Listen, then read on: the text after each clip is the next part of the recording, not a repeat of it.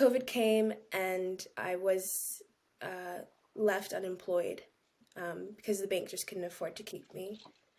And I was like, what do I do now? And around the time I found the blockchain through a friend.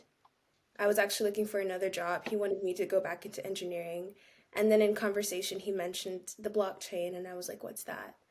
And I was, again, curious and inquisitive, and I dove deep into this space, into crypto, into DeFi. I loved the idea of decentralized finance and of an economy that's built on, human equity and on being able to share things transparently and without having to trust institutions like the bank that I worked for and didn't love, right?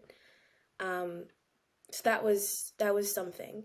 And then it wasn't until I started having conversations with like Jacob from Zora and Kayvon from Foundation that I saw that there was so much more to this crypto thing. And I understood that crypto media would be huge. And that quickly became my new obsession, the crypto media, the crypto art side. And I got invited to Zora as one of the first creators by Jacob. And I minted an audio file of me just speaking for like 30 seconds, and it sold. And it was the first time in my life I'd ever made a significant amount of money from my own art. And that changed a lot for me.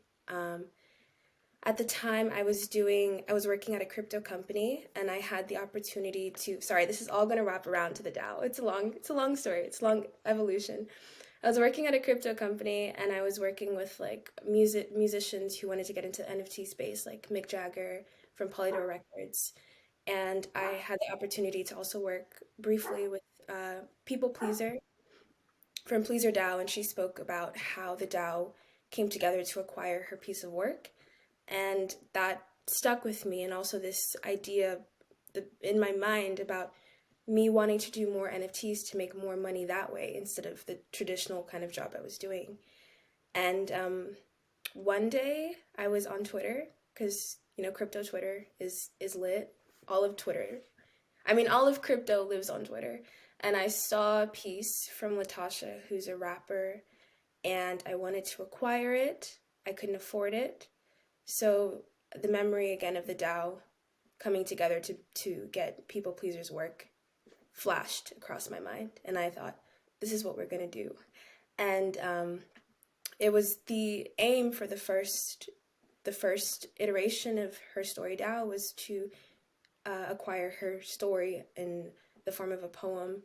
But it grew to really house a lot of my ambitions and a lot of my dreams as an artist and as I'd say a spiritual human being that cares about compassion and community and working together.